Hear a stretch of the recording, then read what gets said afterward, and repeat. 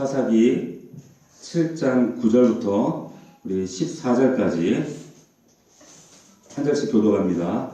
그 밤에 여호와께서 기드온에게 이르시되 일어나 진영으로 내려가라. 내가 그것을 내 손에 넘겨 주었느니라.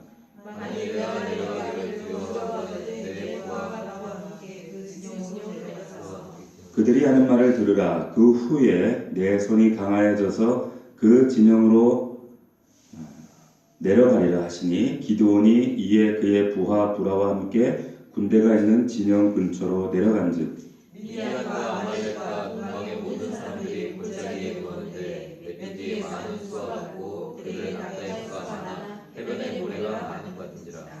기드온이 그곳에 이른즉 어떤 사람이 그의 친구에게 꿈을 말하여 이르기를 보라, 내가 한 꿈을 꾸었는데 꿈에 보리떡 한 덩어리가 미디안 진영으로 굴러 들어와 한 장막에 이르러 그것을 쳐서 무너뜨려 위쪽으로 엎으니 그 장막이 쓰러지더라. 그의 친구가 대답하였는데 이는 다른 것이 아니라 이스라엘 사람 요아스의 아들 기드온의 칼이 하나님 미디안과 그 모든 민중을 그의 손에 넘겨주시니라 하더라. 자, 우리 15절까지 같이 한번 읽습니다. 시작. 기드온이 그 꿈과 행하는 말을 듣고 경계하며 이스라엘 진영으로 돌아와 이르되 일어나라, 여호와께서 미디안과 그 모든 진영을 너희 손에 넘겨 주셨느니라 하고. 아멘. 오늘 두려움에서 확신으로 이와 같은 제목으로 하나님의 말씀을 나누겠습니다. 밖에서 은혜를 받았네. 예. 예, 우리 금요기도의 사사기 강의 15번째 말씀입니다. 예, 두려움에서 확신으로, 이런 제목입니다. 지금 오늘 본문의 말씀은 지난주 우리가 나눴던 말씀 계속적으로 이어지는 말씀입니다. 이스라엘과 미디안이 지금 전쟁을 치르고 있습니다. 이스라엘 군대가 주둔한 지역이 우리 지난주 읽었지만 7장 1절에 보면 하롯이라고 하는 지역이에요. 7장 1절에 보면 여룹바알이라는 기드온과 그를 따르는 모든 백성이 일찍 일어나 하롯샘 곁에 진을 쳤고, 하롯, 이 하롯이라는 이 주둔지 지명의 의미가 뭔가 하면 떨림, 두려움이라는 뜻입니다. 이 주둔지의 지명을 통해서 이 사사기를 기록하고 있는 이 저자가 뭘 말씀하고 있는가? 이스라엘 군대가 가지고 있는 지금 문제의 핵심을 지금 짚고 있는 거예요. 뭡니까? 두려움이라는 겁니다. 두려움. 기드온도 마찬가지였죠. 기드온이 양털로 하나님을 시험했던 이유가 뭐였습니까? 우리 지난주에 나눴지만 근본적인 배경은 뭐였어요? 두려움이었어요.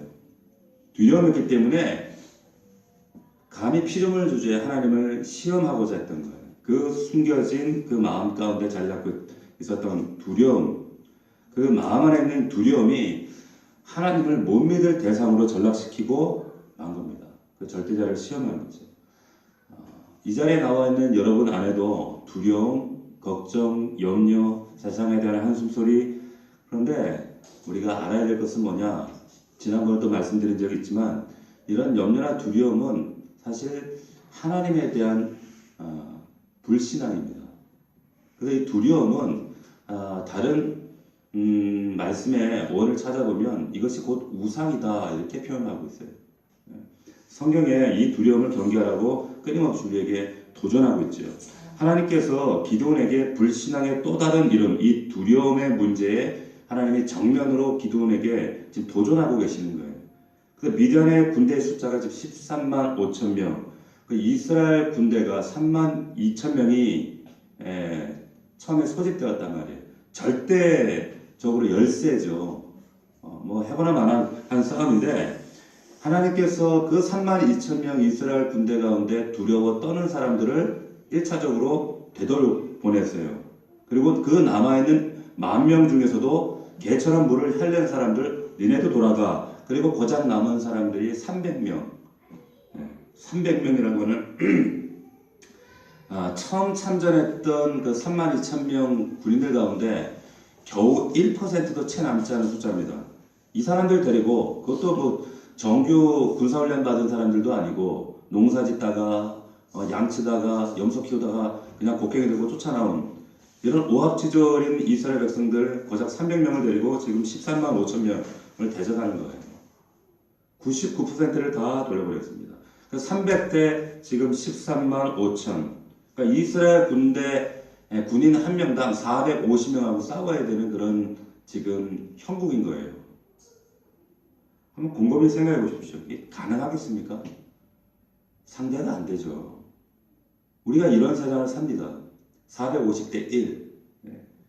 자, 그런데 여러분들이 잘 기억하셔야 될 게 있습니다. 하나님께서 우리에게 이런 말도 안 되는 세상, 그리고 상황, 이런 믿음의 요청을 하실 때는 항상 이와 같은 불가능으로 시작하신다는 거예요. 하나님은 저와 여러분을 쓰실 때도 마찬가지로 이런 불가능한 상황을 쓰십니다. 그래야 하나님이 하나님 되실 수가 있거든요. 내가 가진 100%가 있어요. 내가 가진 100%가 이 100%로 싸우는 것이 아니라 낮춰서 어디까지? 1%까지. 1%까지 나를 낮추시고 겸손하게 하시는 것이 하나님 방법이에요. 이 하나님이 통상적으로 쓰시는 방법이에요. 내 화려했던 과거, 내 경력, 나의 커리어, 내가 가지고 있는 이런 것들.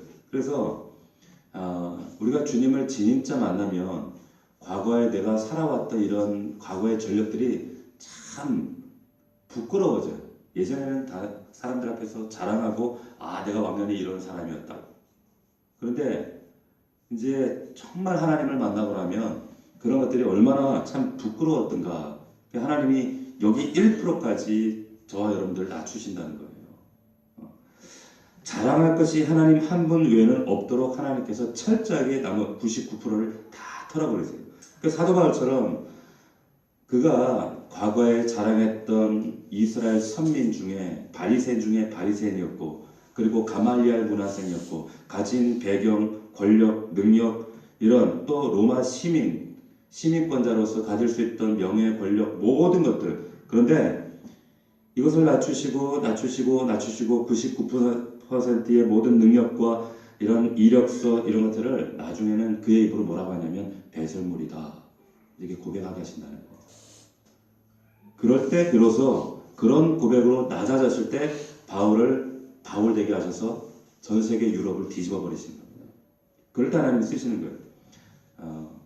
제가 전에도 한번 이런 말씀을 간증은 나눈 적이 있는데, 저희 어머니가 살아계셨으면 1938년생이시니까 81살이시겠죠, 우리 나이로. 그런데 우리 어머니 고향이 경상북도 포항의 효자동이라는, 그때는 효자동이 아니었겠지만 할아버지 외할아버지가 그 포항에 역에 역장이셨어요. 굉장히 높은 집이잖아요. 근데 시골역이긴 하지만, 그러니까 이런 공무원 집안의 8남매의 둘째로 태어나셨습니다. 그러니까 그리고 살만한 집안이었는데, 그때 옛 어른들이 다 그러셨지만 여자라는 이유 때문에 학교를 안 보내시는 거예요. 겨우 국민학교를 졸업했는데 중학교를 다니다 말다 그러시다가 이제 급기야 왜 여자라고 차별하느냐 하셔가지고 저희 어머니가 가출을 감행하셨어요. 가출을 감행하셔서 그때 가신 곳이 이제 경북 대구의 경북 여자 상업고등학교. 왜 그때는 여상이 알아줬거든.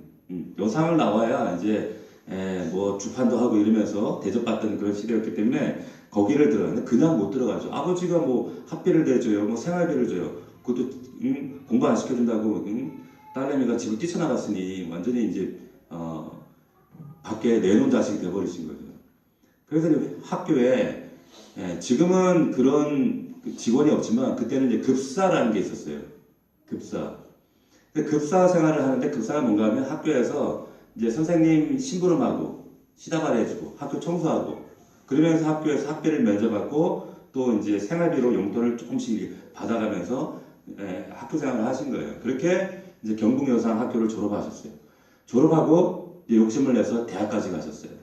대학 국문학과를 들어요. 그 당시 여자분들이 대학 가는 분들이 얼마나 손에 꼽았잖아요. 근데 대학을 가서 이제 대학을 딱 들어가니까 이제 집에서 발칵 뒤집어진 거죠.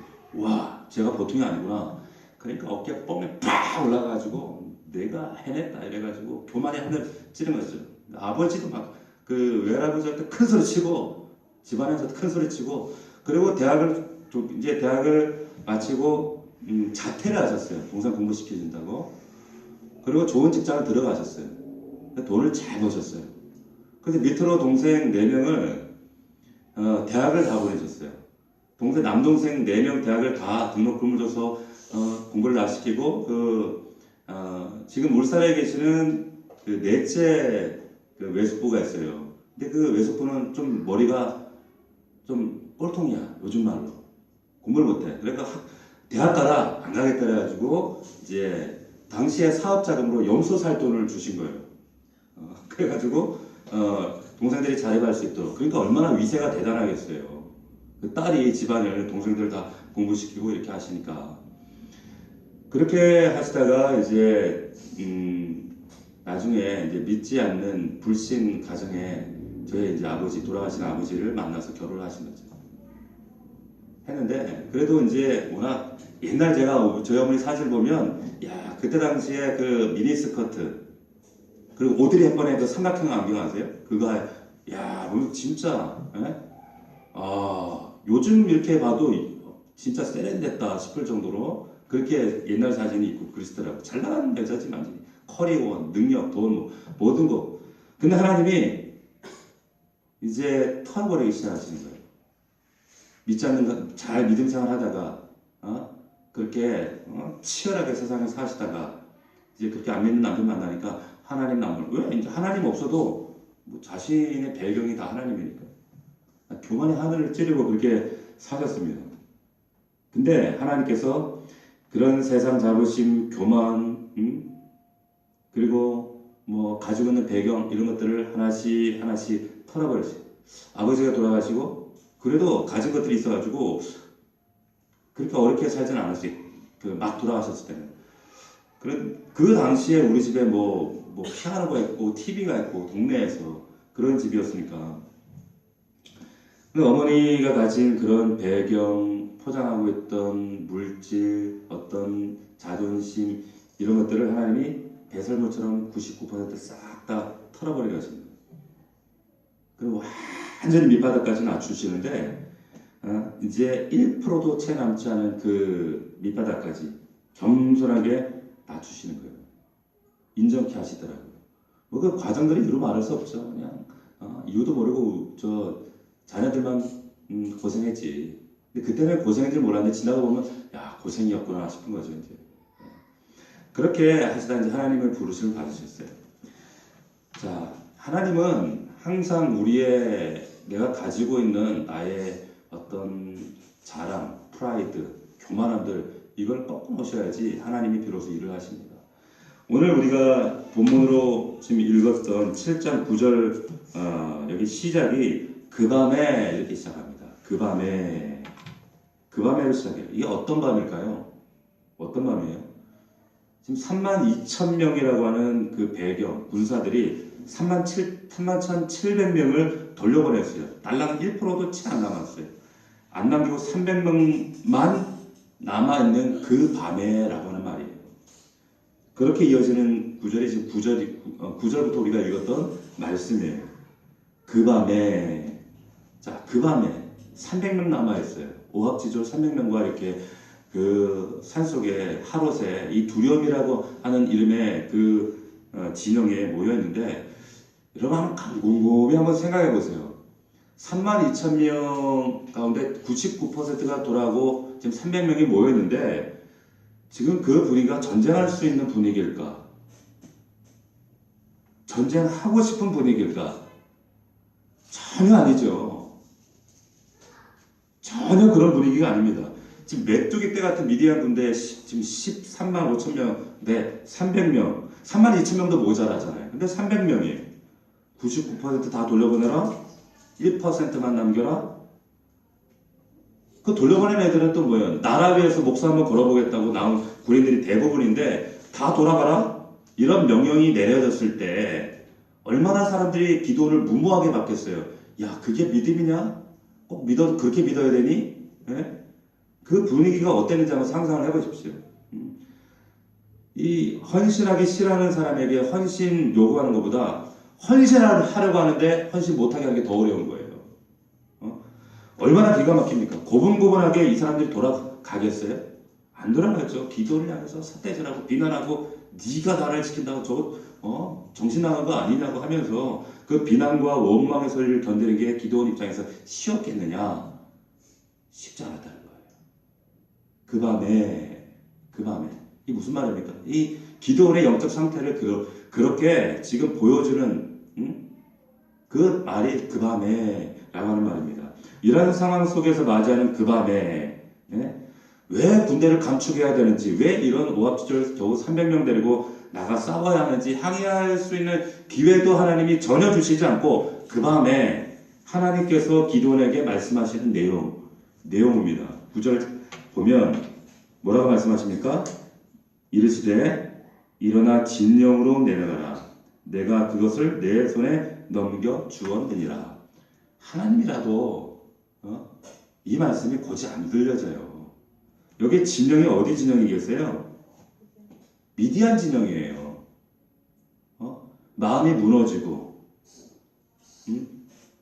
믿었던 사람들이 다 떠나가고 원망과 비단이 쏟아지고 사기가 떨어질 대로 떨어지고 두려운 마음이 지금 절정으로 이르는 그 밤에 함께했던 모든 사람들이 배경들마저 다 사라졌던 그 밤에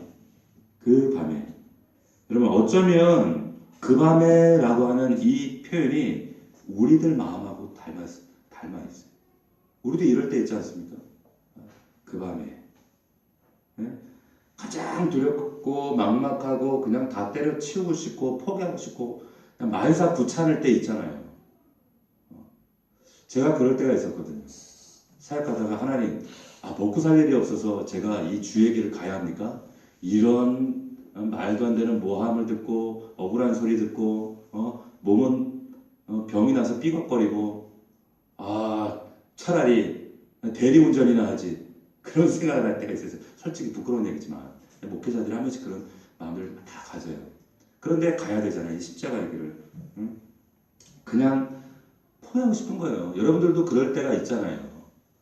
다 내려놓고 싶고 뭐 사명이고 직장이고 뭐 다 내려놓고 그냥 저 시골 가서 농사 하나 짓고 뭐 자식이고 가정이고 그냥 다 나도 모르고 그냥 외국에 이민이나 가서 뭐 접시라도 닦으면서 그렇게 살까? 그런 생각 해보신 적 있죠? 없는 게 배요. 자, 그런 밤이에요.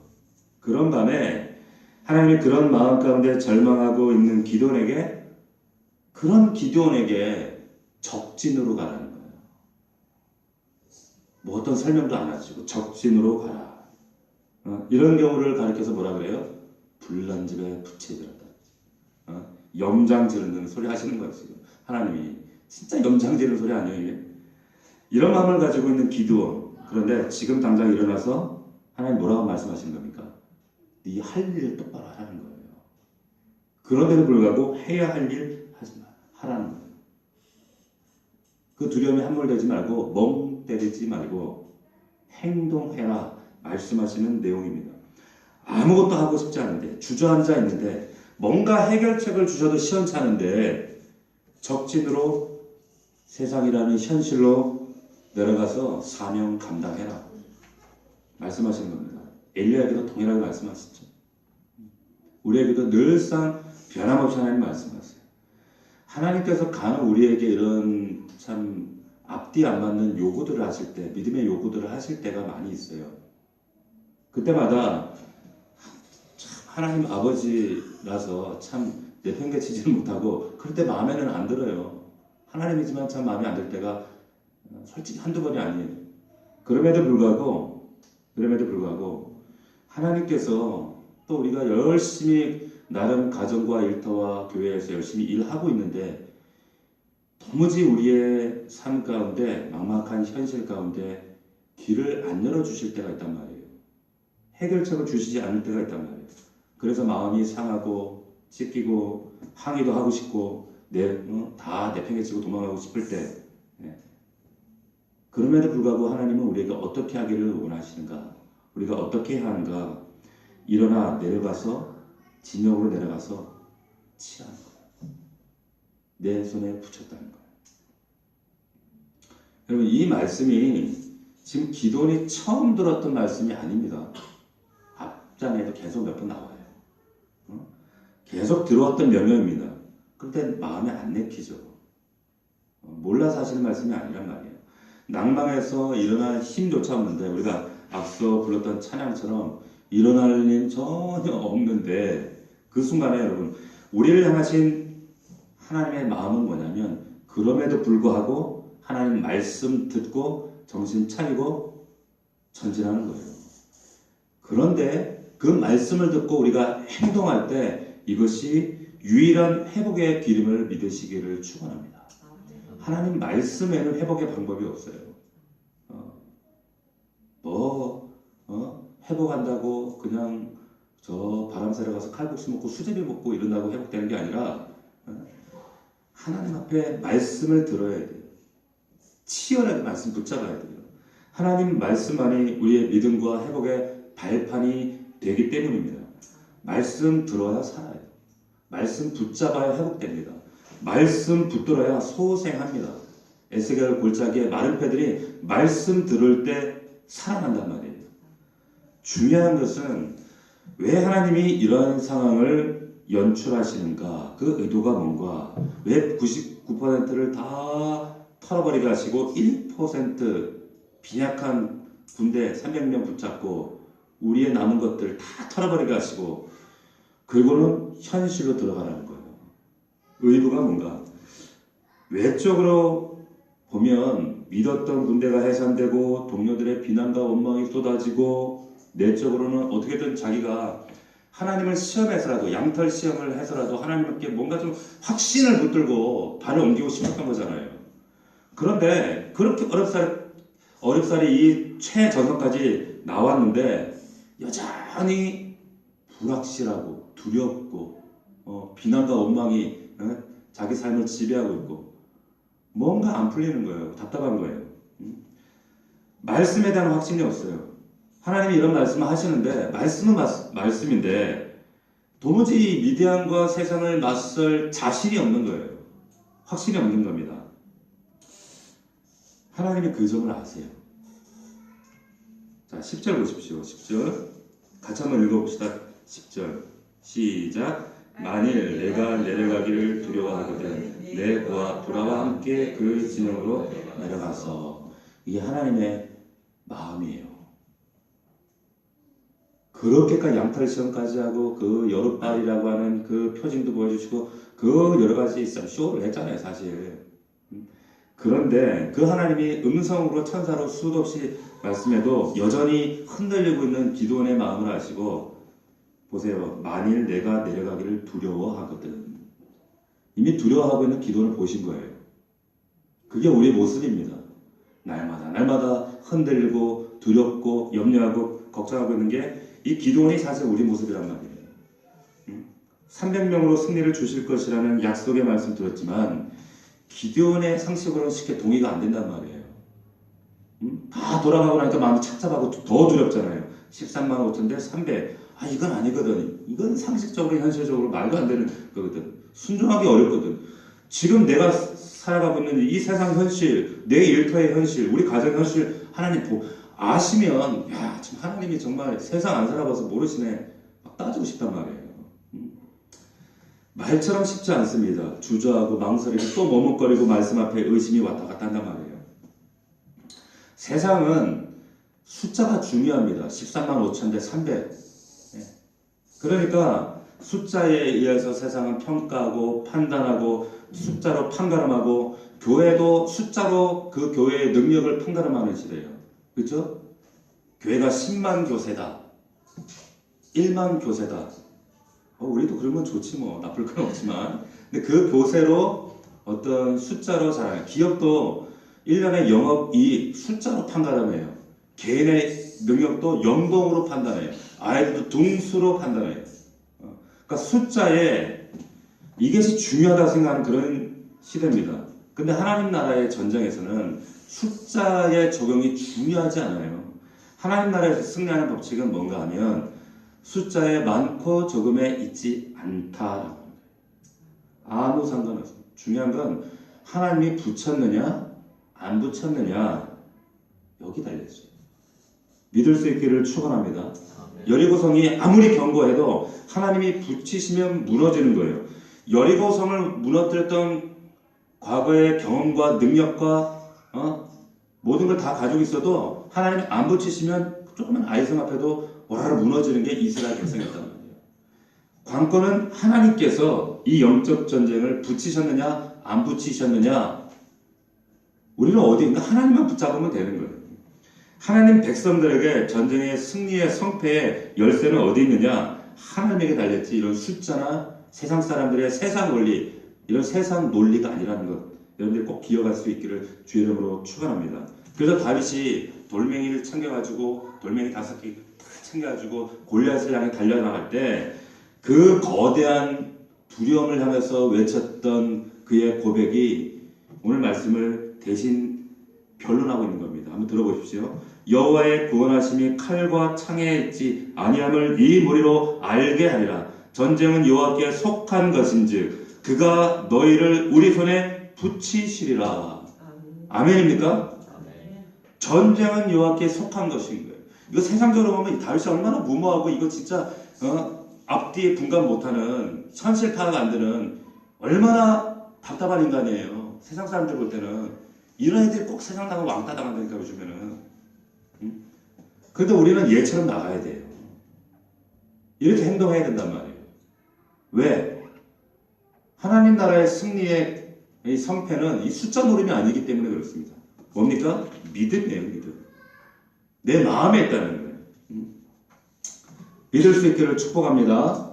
그래서 지금 세상은 숫자가 힘이 되고 돈이 능력이 되고 외모가 또 경쟁력이 되고 규모가 폭력이 되는 그런 시대입니다. 그런데 믿음은 그렇지가 않거든요. 말도 안 되는 소리 한다고 그러거든요, 세상 사람들이. 그리고 심지어는 우리조차도 이 믿음을 거기다 갖다 오버랩 시키면 한없이 작아진단 말이에요. 그냥 미대한 앞에 세상 앞에 어깨가 늘어져요. 무너진단 말이에요.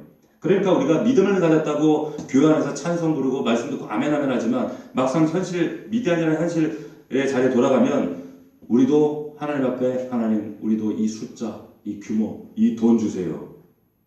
기도는 그런 기도하고 있잖아요. 근데 그 기도의 내용이 과연 믿음인가? 그렇지 않다는 거예요. 하나님이 붙이셨느냐 안 붙이셨느냐 하나님이 기뻐하시느냐 안 기뻐하시는 일이냐 그런 거 생각 안 해요. 그냥 숫자 늘려주시고 금요 늘려주시고 통장에 잔고가 늘어나게 해주시고 나에게 권력 주시고 천만의 말씀.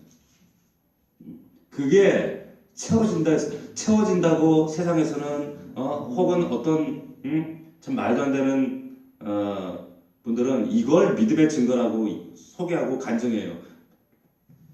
말도 안 되는 소리예요. 성경은 그렇게 말씀하지 않습니다.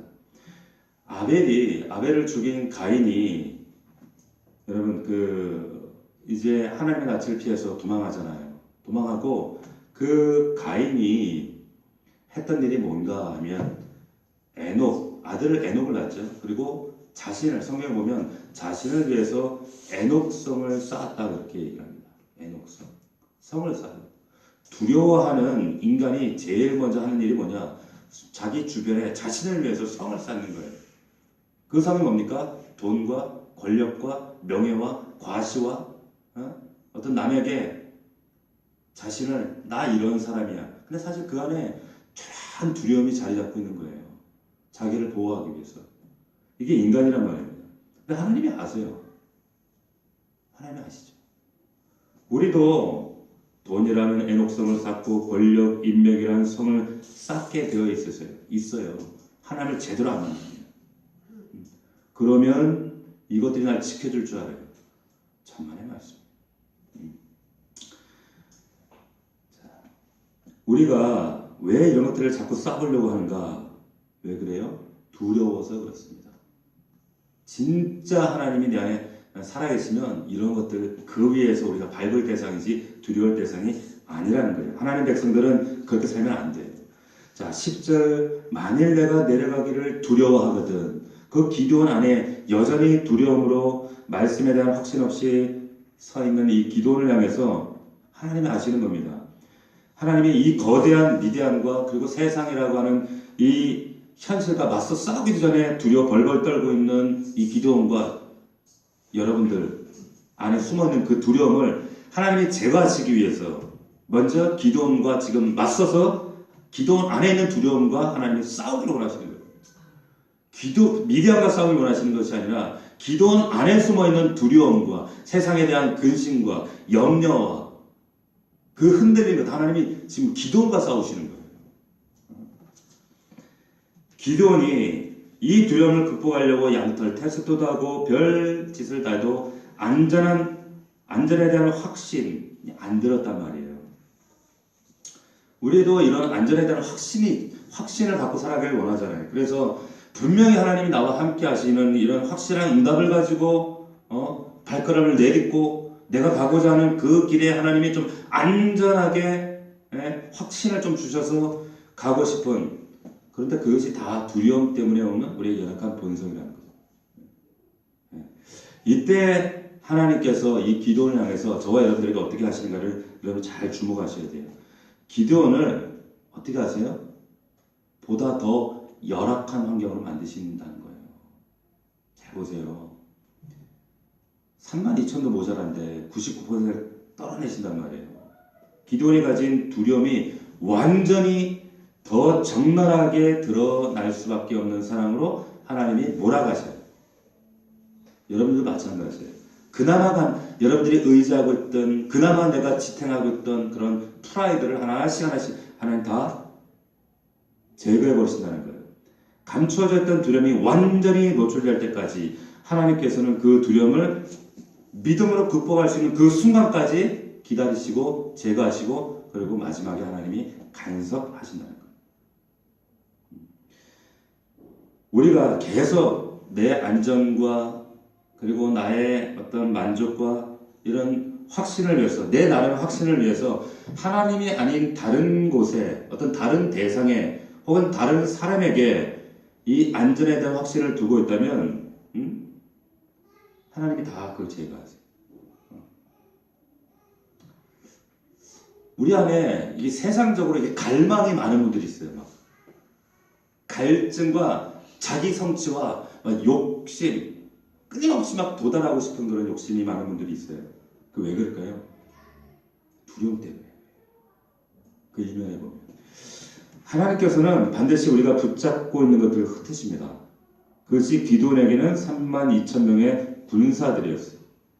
그래서 진짜 우리 내면 안에 숨겨져 있는 두려움, 불신앙, 순종하지 못하고 주저주저하고 있는 우리의 무기력함들, 영적 우유부단함들, 나의 이 불신앙의 실체들을 밖으로 드러날 수밖에 없는 상황으로 하나님이 만드신다는 거예요. 믿으십니까? 이런 경험을 해보셨나요? 이런 하나님을 체험해 보셨나요? 이런 하나님을 만나면 근데 하나님이 여기서 끝내지 않으신다는 거예요. 기도원으로 세우시래요. 승리의 기도원으로 세우신다는 거예요. 기도원처럼 미디안이라고 하는 영적 전쟁의 거대한 이 현실이, 이 세상이라고 하는 현실이 우리 앞에 지금 딱 버티고 있습니다. 위대한 승리를 하나님이 우리에게 허락하시기 위해서 반드시 하나님이 다루시는 것이 뭔가, 내 마음의 질서를 먼저 다루시기를 원하시는 거예요. 그게 뭡니까? 두려움이냐 확신이냐, 둘 중 하나예요. 두려움이냐 확신이냐. 왜 여전히 이 두려움 때문에, 흔들림 때문에 가을바람처럼 코스모처럼 이리 흔들리고 저리 흔들리고, 우리 소위 그런 말 하잖아요. 가을 탄다고. 제가 가을을 엄청 탔거든요. 그래갖고 가을만 되면 다 어디 훌쩍 떠나고 싶더라고 제가. 근데 제가 그게 이제 좀 없어졌어. 언제부터인지 모르겠는데 그게 없어졌어요. 왜 그러냐면 정말 하나님이 내 안에 정말 살아계신 실제가 되시면 그런 것들 다 얼마나 내가 하나님 앞에 내가 믿음이라고 떠벌렸던 그 믿음의 실체가 고작 이거였구나. 깨닫게 되는 겁니다. 하나님은 아직도 꿈틀거리고 있는 여러분 안에 그 내면에 이 두려움의 문제를, 기도원 안에 있는 이 두려움의 문제를 해결하시지 않으면 확신 없이는 전쟁터에 못 나가는 거예요. 그래서 이 문제를 좀 다루시고 있는 겁니다. 자, 어떻게 하시는가? 11절 보십시오. 11절에 보면 같이 한번 읽어봅시다. 시작. 그들이 하는 말을 들으라. 그 후에 내 손이 강하여져서 그 전용으로 내려가리라 하시니 기도원이 이에 그의 부하와 함께 군대가 있는 진영 근처로 내려가니라. 부하와 함께 되는 거죠. 하나님도 안심이 안 되는 거예요. 그래서 내 옆에 믿음의 동역자를 붙여줄 때 그게 감사한 거예요. 믿음의 사람을 붙여주셨다는 게 이것만큼 감사한 게 없어요. 믿음의 남편, 믿음의 아내, 믿음의 목자, 믿음의 우리 성도, 믿음의 정말 형제 자매들, 나에게 하나님 붙이셨다. 이 불화 같은 사람을 붙이셨다. 이것이 우리에게 얼마나 큰 축복인지 모릅니다. 여기 11절 읽었던 말씀 보면 그들이 하는 말을 들으라. 그리고 여기 그 후에 이런 말이 나오죠. 그 후에. 본문의 그 후에라는 말에 여러분들이 관심을 가지고 보시기 바랍니다. 그 후에. 그 후에는 연약하던 손이 강해진다 말씀하세요. 어떻게 한 뒤에 이렇게 된다는 말이에요? 자, 하나님의 말씀이 사실인지 아닌지 확인될 때죠. 그래서 어쨌든 적진으로 부랴부랴 기도원이 그 두려움과 그 무너진 마음을 가지고 내려간단 말이에요. 내려가는데, 자, 미디안이라는 그 현실 가운데, 이 두려움, 거대한 현실 가운데 내려갔을 때 그 현실이 기술됩니다. 12절 제가 읽어보겠습니다. 한번 들어보세요. 미디안과 아말렉과 동방의 모든 사람들이 골짜기에 누웠는데 메뚜기의 많은 수와 같고 그들의 낙타의 수가 많아 해변의 모래가 많은 같은지라. 말씀 가지고 말씀을 듣고 순종해서 현실로 내려가도 보이는 건 현실이에요. 두려운 현실이에요. 메뚜기 떼 같다는 거예요. 두려움이. 예? 그런데 적진한 가운데로 들어가라. 기도원이 한 단계 한 걸음 순종할 때 갑자기 두려움이 확신으로 확 변하나요? 안 그랬단 말이에요. 근데 중요한 것은 여기서 하나님이 사인을 주세요. 말씀으로 그치시는 것이 아니라 분명히 하나님이 사인을 주신단 말이에요. 엘리야에게 너에게 반드시 3년 6개월 동안 이 가뭄에서 이 기갈에서 하나님이 역전하게 하시는 사인을 주시는데 뭐예요? 손바닥만한 구름을 딱 주신단 말이에요. 이걸 분별할 수 있는 영안이 분별이 있기를 주의 이름으로 축복합니다. 분별이 없으면 영적으로 깨어있지 않으면 하나님이 보여주셔도 이게 분별이지 하나님 약속이지 사인인지 몰라요. 말씀 앞에 순종하고. 자, 13절 말씀해 보면 이제 그 사인이 뭔가 13절에 보니까 이 적진에서 이 적군들이 대화를 하는 군인들의 대화를 보니까 보리떡꿈 이야기를 한단 말이에요. 그걸 우연히 듣게 되어지는데 그 꿈 얘기인즉 보리떡 한 덩어리가 미디안 진영으로 굴러오는데 미디안 진영 장막들이 무너지는 거예요. 자, 그런데 그 꿈을 듣고 꿈 얘기하는가 보다 지나갈 수도 있죠. 지나칠 수도 있잖아요. 그런데 이 꿈을 또 그 적들이 해석을 하는 걸 소리를 들어요. 뭐라고 해요? 14절 말씀. 우리 같이 읽어봅시다. 14절 시작. 그의 친구가 대답하여 이르되 이는 다른 것이 아니라 이스라엘 사람 요아스의 아들 기드온의 칼이라. 하나님이 미디안과 그 모든 지형을 그의 손에 넘겨주셨느니라 하더라. 아멘. 자, 때로는 하나님 말씀보다 말도 안 되는 세상 소리가 더 믿어질 때가 있어요. 하나님이 이렇게 해서라도 이 흔들리고 있는 기도원을 하나님이 붙잡아 주길 원하시는 거예요. 이게 하나님의 사인이란 말이에요. 보세요. 기도원이 하나님 말씀에 흔들리더니 이 적군 이야기를 확신합니다. 이거 아이러니 아니에요? 아니, 이게 참 신기하더라고. 어떻게 하나님 말씀을 이렇게 의심하고 하나님을 시험하고 그렇게 여전히 흔들리고 있던 이 기도원이 이 적군의 꿈 얘기 한마디에 확신을 해. 참 이해가 안 되는데, 근데 이게 하나님의 배려예요. 섭리란 말이에요. 하나님이 그만큼 섬세하신 분입니다. 이렇게 여러분들 삶 가운데 구체적으로 간섭하셔서 여러분들을 담대하게 만들어가길 원하세요. 그런 하나님의 손길을 몰라요. 왜 그래요? 둔해서. 영적으로 둔해서 그래. 둔해서. 기도 안 해서. 말씀 큐티 안 하고 복상을 안 하니까 둔감한 거예요. 세상에는 돈이다. 오, 돈. 저 사람은 나에게 도움이 돼. 여기에는 예민한데 하나님의 음성에는 육성과 재성에 가로막혀서 민감하게 반응이 안 되는 겁니다. 자, 15절 말씀. 여기 말씀이 놀라워요. 이 15절 말씀에 보면 기드온이 그 꿈과 해몽하는 말을 듣고 어떻게 해요? 경배해요. 여기 이제 급 반전이 일어나죠?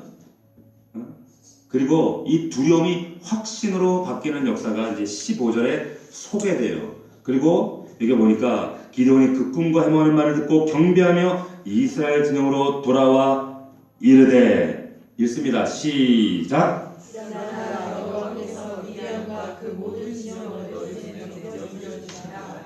야, 여기까지 오는데 이렇게 오래 걸리는 거예요. 기드온이 계속 하나님이 여러 번 말씀하셨잖아요. 그런데 이제 드디어 이 얘기를 누가 하고 있습니까? 기드온이 하는 거예요. 확신으로. 진짜 하신다는 거예요. 앞장에 불과 몇 절 앞에 두려움으로 낭망하고 원망하고 흔들리고 했던 이 기드온이 이렇게 달라져요. 우리 기드온이 달라졌어요. 보세요. 여러분들이 주목할 게 있습니다. 그런데 자신의 군사는 여전히 몇 명이에요? 300명이에요. 미디안 군사는 몇 명이에요? 14만 5천 명이에요. 무슨 말입니까? 현실은 달라지고 아무것도 없단 말이에요. 현실은 그대로예요. 상황과 현재 바뀐 거 있어요? 없어요? 없어요. 근데 뭐만 바뀌었어요? 뭐가 바뀌었습니까? 기드온의 마음이 달라진 거예요. 노란색 끼면 노란색으로 보여요, 세상이. 까만색 끼면 까맣게 보여요. 내가 믿음의 눈을 어떻게 가지느냐에 따라서 믿음에 대한, 세상에 대한 해석이 달라지는 거예요. 여전히 내 육신의 상식과 육신의 경험과 내가 가진 육신의 생각으로 세상을 보니까 여전히 두려울 거예요. 이 두려움이 달라진 건 현실은 아무것도 안 바뀌었잖아요. 그런데 두려움이 확신으로 마음만 달라진 거예요. 마음만. 영안만 열린 거예요. 11절에 하나님 말씀하신 것처럼 기드온이 미디안에 진에 내려가서 그들의 하는 말을 들으면 내 손이 강화해질 것이다 라는 말씀이 성취되는 거예요. 그들의 하는 말을 들으면 대적들이 그 꿈 얘기했던 그 얘기잖아요. 그 얘기를 들으면 내 손이 강해질 것이다. 이게 실제 사건이 된 거예요. 진짜 손이 강해졌나요? 뭐예요? 예. 마음이 강해진 거예요. 믿음이 강해진 거예요. 믿음이 강해지니까 능력도 달라지는 거예요. 믿을 수 있기를 축원합니다. 이게 믿음이에요. 하나 찌질하게 어깨 쳐져 밀지 말고 여러분 자녀들이 어깨 쳐자고 살면 아우 그만큼 속상할 때가 어디 있겠어요. 하나님도 똑같으시다는 거예요. 세상살이가 마음먹기 달렸다는 말이 세상 사람도 그런 말을 합니다. 잠언에 이런 말씀이 있죠. 모든 지킬 만한 것 중에 더욱 뭘 지켜라? 마음을 지키라는 거예요. 왜? 생명의 근원이 마음에서 나온다는 거예요. 우리의 믿음의 뿌리, 생명의 뿌리, 이 생명이 역동하는 어디? 이 마음에서 시작되는데 이 마음을 지켜야 된다. 우리 행동이 그냥 나오나요? 마음에서 나와요. 마음 먹었기 때문에 여러분 행동이 나오는 거예요. 마음 먹었기 때문에 그런 행동이 나오는 거예요. 믿음의 생각을 해야 믿음의 행동이 나오죠. 믿음으로 행동하려면 믿음의 생각과 마음을 여러분들이 하나님께 올려드려야 돼요. 마음이 담대하려면 여러분의 행동이 담대하려면 여러분이 결단하고 행동하고 믿음으로 반응하려면 여러분의 삶의 주변이 변화되어지려면 여러분들 마음이 달라져야 돼요. 그리고 작은 것 하나부터라도 기도도 그럼에도 불구하고 하나님 앞에 결단하고 행동한단 말이에요. 순정이 없는 큐티는 순정이 없는 설교를 듣는 것도 순정이 없는 믿음 생활은 다 허구입니다. 다 가짜예요. 마음을 강하게 담대하게 믿음으로 행동할 수 있기를 주님의 이름으로 축복합니다. 이렇게 되어지면 역사하시는 거죠. 이 기도원의 대승리가 눈앞에 있다는 겁니다. 여러분, 우리말 성경에는 구분이 안 되어 있지만 원문과 영어 성경에 보면 여기 14절 말씀에 이런 말씀이 있잖아요. 이스라엘 사람 요아스의 아들 기드온의 칼이다. 이게 누가 했던 말이냐면 대적들이 했던 말이란 말이에요. 근데 원문에는 여기 어떤 말이 빠져있냐면 이스라엘의 한 사람 요아스의 아들 기드온으로 되어 있습니다. 한 사람이에요. 무슨 말입니까? 한 사람. 이 한 사람에게 미디안과 모든 군대를 붙이셨다는 말이에요. 기드온 한 사람에게, 이스라엘에게 붙인 게 아니라 기드온에게 붙이셨다는 거예요. 깨어있는 한 사람, 말씀에 붙들려 있는 사람, 말씀에 민감하게 반응하는 사람, 순종하는 사람, 확신에 서 있는 사람, 하나님이 이런 사람을 필요로 하신다는 것, 이런 사람을 통해 역사하시는 줄로 믿으시기를 축복합니다. 한 사람이 필요해요. 그래서 교회도 한 사람이 중요하고 목장 안에도 한 사람이 중요하고 가정에서도 한 사람이면 그 가정은 다 뒤집어져요. 역으로 말하면, 그런데 한 사람이 무너지면 가정도 무너지기 쉬워요. 여러분이 이 기도원 같은 이 한 사람, 하나님 찾으시는 한 사람 될 수 있기를 주의 이름으로 축복합니다. 자, 기도원이 돌아오자마자 제일 먼저 외쳤던 말, 일어나라, 여호와께서 미디안과 그 모든 지형을 너희 손에 넘겨주셨느니라. 전혀 의심하는 모습이 안 보여요. 불안한 기색 보이잖아요. 이런 사람이 필요하다는 거예요. 이런 목자가 필요하고, 이런 성도가 필요하고, 이런 전도자가 필요해요. 아멘입니까? 이런 사람이 여러분들이 되셔야 되는 거예요. 저 사람 옆에 가면은 확신이 들고 담대하고 뭐 300으로 1당으로 450이 아니라 4,500명도 뭔가 해볼 수 있을 것 같은 사람, 그런 믿음의 사람들이 돼야지. 왜 저 사람 옆에 가면 왜 나까지 이렇게 소심해지지? 이렇게 되면 안 된단 말이에요. 왜 저 사람 만나면 이렇게 마음이 어렵지? 여기 계신 분들 모두가 기도원 될 수 있기를 주의 이름으로 축원합니다. 기도원이 이게 똑똑하고 잘해서 안 돼. 기도원이 진짜 찌질했잖아 이게. 우리 말씀 나눴지만 무섭다고 포도주 틀에서 밀 털고 하나님 시험하고 그렇게 하나님 확신 줘도 여전히 하나님 의심하고 두려워했던 이 사람. 근데 하나님 말씀대로 이 말씀 앞에 작은 것 순종 하나하나 감당할 때 하나님이 이 기도원을 어떻게 쓰십니까? 위대하게 쓰신단 말이에요. 기도원 같은 한 사람이 여러분 정말 메마른 우리 가정을 깨울 수 있습니다. 기도원 같은 한 사람이 여러분 교회를 깨울 수 있습니다. 이 기도원 같은 한 사람이 정말 세상이 부패하고 타락하고 더럽다 해도 한 사람 때문에 얼마나 지금 세상이 최근에도 모 대형교회를 통해서 얼마나 지탄받고 있습니까? 그런 교회만 있는 게 아니에요. 작지만 우리 넘치는 교회처럼 정말 하나님 앞에 세상 앞에 좀 당당하게 증거할 수 있는 저와 여러분들 되기를 주의 이름으로 축원합니다. 요한일서 4장 말씀에서 이렇게 말씀합니다. 무릇 하나님께로부터 난 자마다 세상을 이기느니라. 세상을 이기는 승리는 이것이니 우리의 믿음이니라. 아멘입니까? 세상을 이기라고 그랬지. 맨날 세상에 딸려가고 거기에 함몰되고 무너지고 두려워하고 그러라고 그러셨어요? 우리는 세상을 이겨야죠. 믿음이 세상을 이긴다고 말씀하시고 있는 거예요. 이 믿음의 밭이 뭡니까? 마음이에요. 마음을 지키셔야 돼요. 여러분들의 얼굴, 여러분들의 얼굴과 여러분들의 눈빛과 여러분들의 이 육체는요, 여러분들의 마음을 담는 그릇이에요. 그러니까 여러분들의 모습을 가만히 목사가 들여다보면 여러분들의 영적 상태가 보여진단 말이에요. 여러분들이 내뱉는 말 한마디를 들으면 여러분들의 속 사람의 영적 상태를 알아요. 왜? 예수님께서 말씀하셨거든요. 내가 너에게 이런 말이 곧 영이라고 그랬어요. 그러니까 여러분의 말소리를 들어보면 영적 상태를 알아요. 두려워하는지, 담대한지, 내 현실은 여전히 보이지 않고 답답하지만 정말 하나님을 확신으로 붙들고 있는 기도의 믿음이 있는지, 아니면 여전히 포도주 틀에 있는지 알 수 있단 말이에요.